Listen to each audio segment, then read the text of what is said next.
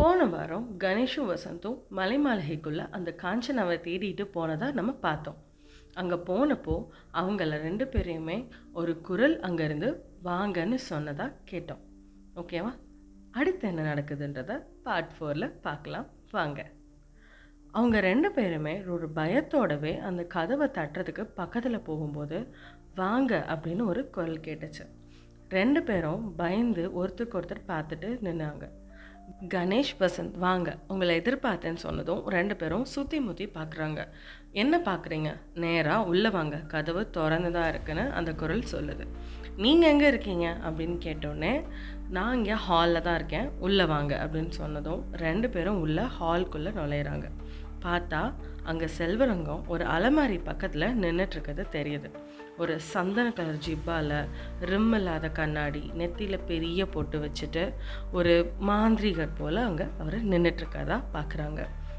இங்கே தான் இருக்கீங்களா? அந்த பொண்ணு எங்கே அப்படின்னு கேட்கவுமே நான் ஆராய்ச்சி செய்கிறவங்கள, அது என்ன ஆராய்ச்சின்னு தெரியுமா கணேஷ்னு அவர் கணேஷ்கிட்ட கேட்குறாரு.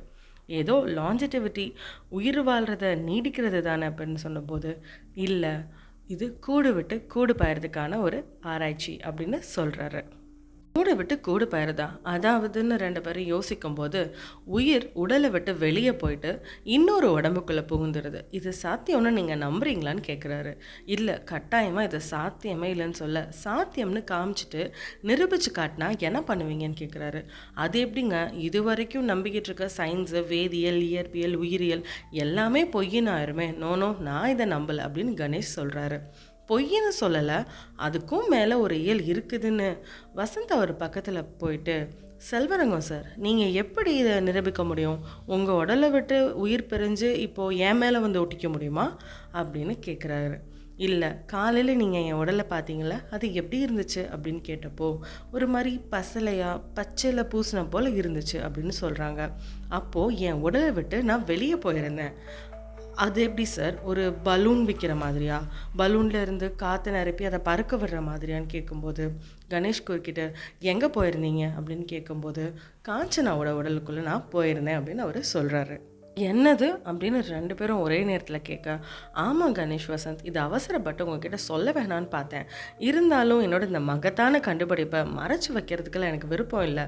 இப்போது இது 2த்தையும் நீங்கள் 2 பேரும் போய் உலகத்துக்கு அறிவிக்க போகிறீங்க அப்படின்னு சொல்கிறாரு.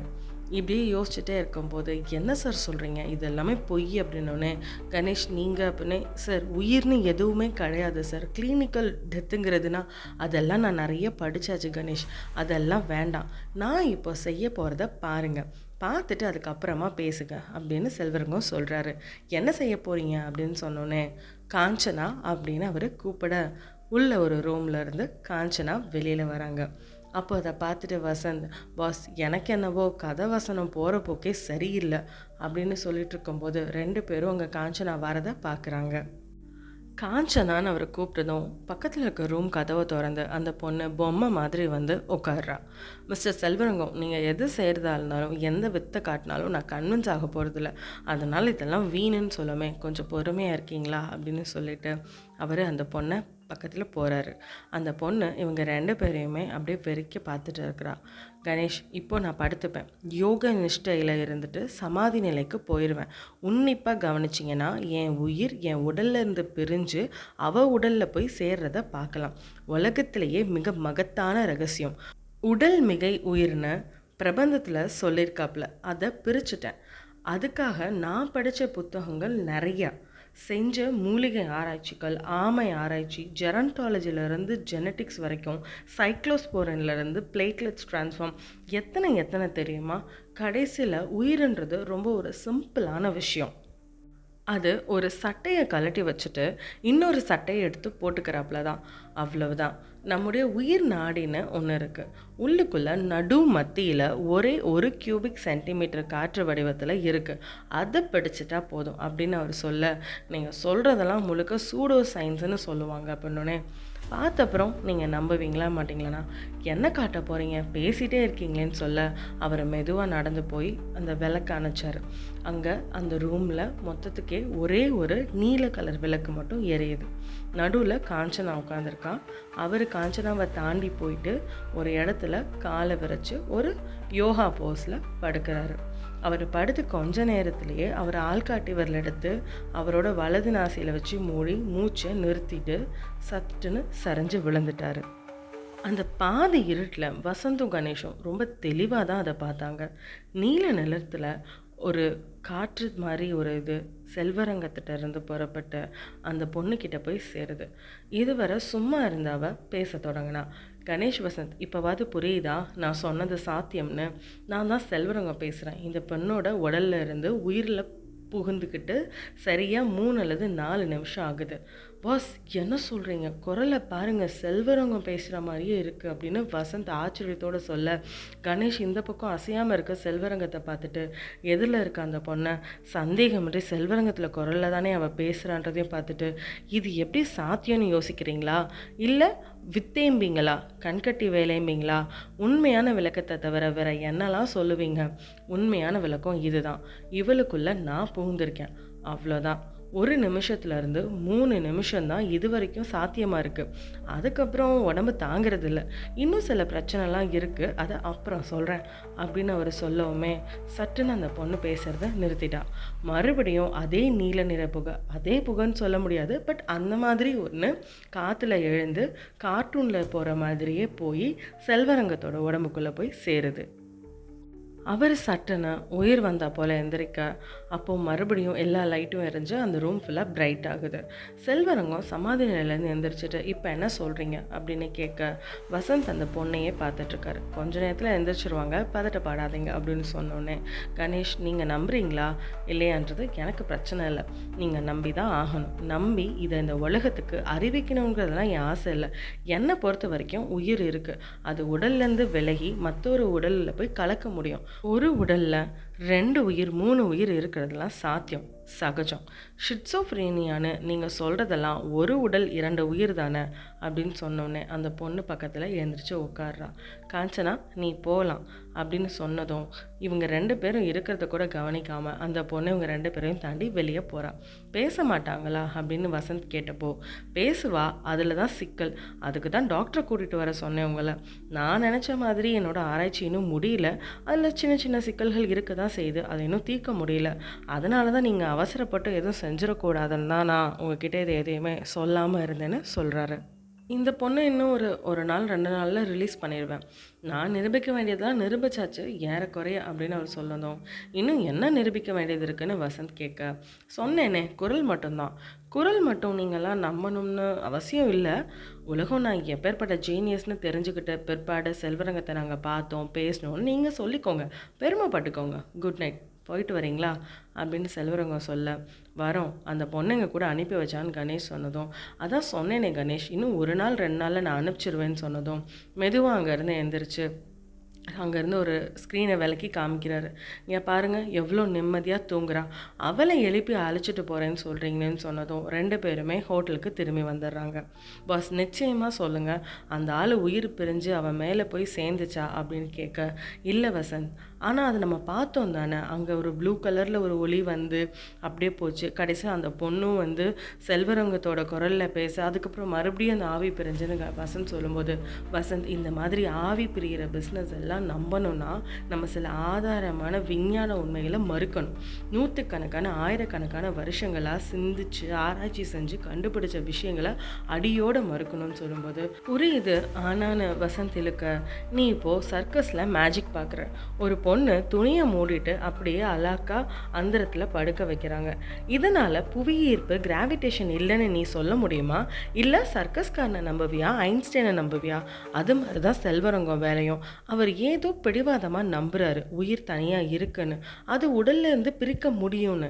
நம்ம வேத சாஸ்திர புராணங்களும் அதை தானே சொல்லுதுன்னு வசந்த் சொல்ல, இருக்கலாம், விஞ்ஞானம் அதை சொல்லவே இல்லை. எனக்கு பினாத்தன் மேலே நம்பிக்கை அதிகம். அப்போ உயிர் பார்த்தோமே பாஸ், நீளமாக புகை மாதிரி எல்லாமே விஞ்ஞானத்தின் மூலம் சாத்தியம். ஏதாவது கெமிக்கல் எஃபெக்ட் ஃப்ளூரசன்ஸாக இருந்தே ஆகணும் அப்படின்னு சொல்ல, அந்த பொண்ணு ஒரு மாதிரி செல்வரங்கம் குரல்லையே பேசினாலே அது அப்படின்னு சொல்லும்போது, வென்ட்ரிலாக்கிசம் ஏதாவது இருக்க முடியாதா அப்படின்னு சொல்ல, இதெல்லாம் செல்வரங்கம் நமக்கு எதுக்காக காட்டணும்னு சொல்ல அவர் அதை பிடிவாதமாக நம்புகிறாரு. நம்மையும் நம்ப வைக்கிறதுக்கு ட்ரை பண்ணுறாரு. இப்போது சில சாமியாருங்க விபூதி குங்குமம் கொடுக்கறது இல்லையா, அது போல தான் தூங்கு, காலையில் கதிரேசன் கிட்ட கேஸை ஒப்படைச்சிட்டு கொடைக்கானலில் சுற்றி பார்க்கலாம், அதுக்கு தானே நம்ம வந்தோம் அப்படின்னு சொல்லுமே. அப்போது இந்த கேஸுன்னு கேட்க அந்த பொண்ணை அவங்க அப்பா கிட்ட சேர்க்க வேண்டியது போலீஸோட பொறுப்பு அப்படின்னு சொல்ல, அப்போ அந்த பொண்ணு அப்படியே சில மாதிரியே உட்காந்துட்டு பேசிச்சு அது அப்படின்னு சொன்னதுக்கு, அது ஹிப்னாட்டிசமாக இருக்கும் அப்படின்னா, அப்போ இது எதுவுமே சாத்தியம் இல்லைன்னு சொல்கிறீங்களான்னா விஞ்ஞானப்படி எல்லாமே சாத்தியம்தான் அப்படின்னு சொல்லி முடிக்கிறாரு கணேஷ். காலையில் எழுந்திரிச்சு குளிச்சு முடிச்சுட்டு கணேஷும் வசந்தும் கதிரேசனை பார்க்கறதுக்காக போலீஸ் ஸ்டேஷன் போகிறாங்க.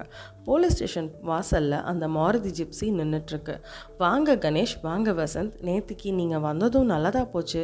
எல்லா பரிசோதனையும் ஏறக்குறை முடிஞ்சிட்டதுனால நான் காஞ்சனாவை ஒப்படைச்சிடலான்னு முடிவு பண்ணிட்டேன் அப்படின்னு சொல்லுமே. பார்த்தீங்களா இல்லையா, உயிர் பிரிவு நிரூபித்து காட்டினேன்ல, பார்த்தீங்களா அப்படின்னு அவர் ஆர்வமாக கேட்க, பார்த்தோங்க அப்படின்னு அவர் சொல்லிட்டு உள்ளே பார்க்குறாங்க. நீங்கள் அதுலேருந்து எந்த முடிவுக்கு வரதா இருந்தாலும் எனக்கு அக்கறை இல்லை, என் முடிவு தீர்மானமானது அப்படின்னு அவர் சொல்ல, காஞ்சனா எங்கன்னு கணேஷ் கேட்க, உள்ளே இருக்கா, ஒப்படைச்சாச்சுன்னு சொல்லிட்டு செல்வரங்கம் ஜீப்பை கிளப்பிக்கிட்டு, அப்புறம் சந்திக்கலாம், ஞாபகம் வச்சுக்கோங்க கணேஷ், விஞ்ஞானத்தால் எல்லா பதிலும் இல்லைன்னு சொல்ல முடியாதுன்னு விஞ்ஞானிகளே ஒப்பிட்டுருக்காங்க அப்படின்னு சொல்ல, எனக்கு வேண்டிய பதில்கள் எல்லாமே இருக்குதுங்க அப்படின்னு கணேஷ் சொன்னதும், அப்படித்தான் நினச்சிட்ருப்பீங்க, உங்களுக்கு இன்னும் சில அதிர்ச்சிகள் பாக்கி இருக்குன்னு சொல்லிட்டு ஜிப்சியை எடுத்துகிட்டு அவர் கிளம்பிடுறாரு. கணேஷும் வசந்தும் உள்ளே போனால் காஞ்சனா தலையை குனிஞ்சபடி அந்த பெஞ்சில் உட்காந்துக்கிட்டு அவங்க அப்பா ஏதோ விரல ஆட்டி ஆட்டி அவரை அதட்டிகிட்டு இருக்காங்க. கதிரேசனும் பக்கத்தில் நின்று பார்த்துட்டு இருக்காரு. பையன் பிடிக்கலன்னா என்கிட்ட சொல்லியிருக்கலாம்ல, அதுக்காக வீட்டை விட்டா ஓடி வரணும், இப்படி என்னை அவமானப்படுத்திட்டேன்னு சொல்லி அவங்க அப்பா திட்டிகிட்ருக்கா. அந்த பொண்ணு அமைதியாக பக்கத்துலேயே உட்காந்துருக்கா. சொல்லு காஞ்சனா, பேசு அப்படின்னு சொன்னாலும் பேசாமல் அமைதியாகவே இருக்கா. சொல்லுன்னா அப்படின்னு அவர் கதிரேசனை அதட்ட, அவங்க கொஞ்சம் நேரம் தொந்தரவு பண்ணாதீங்க சார், அவங்களுக்கு ஏதோ இஷ்டம், வேறு யாருமே இல்லையாவது இஷ்டம் இருக்க போகுது, சொல்லு காஞ்சனா அப்படின்னு சொல்லிட்டு கதிரேசன் கேட்க, அவரை நிமிந்து பார்த்து தலையாட்டினா. பார்த்தீங்களா பாஸ், அப்போவே சொன்னேன்ல, அவள் பார்வை என் மேலே தான் இருந்துச்சுன்னு சொல்ல, இரு அப்படின்னு கணேஷ் சொல்கிறாரு. யாருமா சொல்லு அப்படின்னோடனே ஒரு பேப்பரில் ரமேஷ் அப்படின்னு எழுதி கொடுக்குறாரு. ரமேஷ்னு இவங்க கிளாஸ்மேட் யாராவது இருக்காங்களா அப்படின்னு கேட்காம, ஐயோ அவனா, எங்கள் எய்த்த வீட்டில் இருக்கிற பையன்தாங்க, போய் அவனையா காதலிக்கணும் அப்படின்னு அவங்க அப்பா புலம்ப, வா வசந்த், உனக்கு சான்ஸே இல்லை அப்படின்னு சொல்லவுமே, இந்த எய்த்த வீட்டு பசங்க இருக்கிற வரைக்கும் நான் என்ன மாதிரி பசங்கள்லாம் ரொம்ப கஷ்டம்தான் பாஸ் பாடணும்னு சொல்லிட்டு 2 பேரும் வெளியில் வராங்க.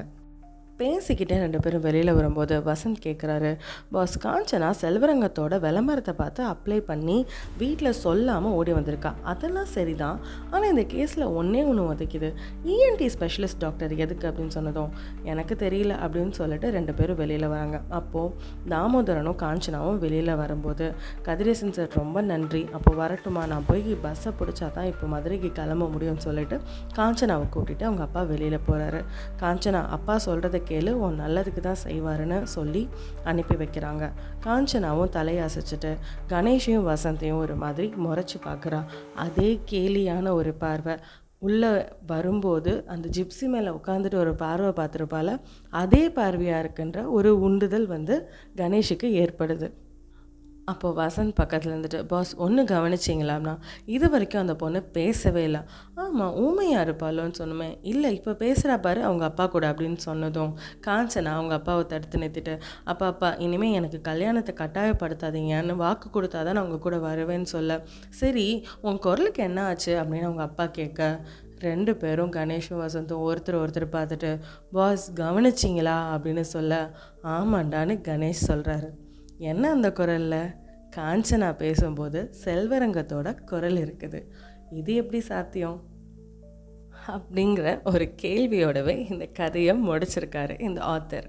ஆக்சுவலாக இந்த கதை பார்த்திங்கன்னா சுஜாதாவோட ஒரு க்ரைம் நாவல். இந்த கதையோட பேர் நான் இப்போ வரைக்கும் ரிவீல் பண்ணலை. இந்த கதையோட பேர் மலை மாளிகை. சுஜாதா அவர்கள் எழுதின மலை மாளிகைன்ற கதையை தான் நீங்கள் இந்த 4 பார்ட்லேயும் பார்த்தீங்க. இந்த கதை புக்ஸாகவும் அவைலபிளாக இருக்குது. ஸோ நீங்கள் வாங்கி படிக்கலாம். ரொம்ப அழகான ஒரு நாவல், ரொம்ப சிம்பிளாக நம்ம எல்லாருமே படிக்கக்கூடியது, ரொம்ப ஃபன்னாகவும் இருக்கும். ஸோ நீங்களும் இந்த புக்கை வாங்கி ரீட் பண்ணி பாருங்கள். நான் சொன்ன இந்த கதை உங்களுக்கு ரொம்ப பிடிச்சிருந்ததுன்னா சேனலை சப்ஸ்கிரைப் பண்ணி இன்னும் அடுத்து வரப்போகிற கதைகளை கேட்டு என்ஜாய் பண்ணுங்கள். தேங்க்யூ.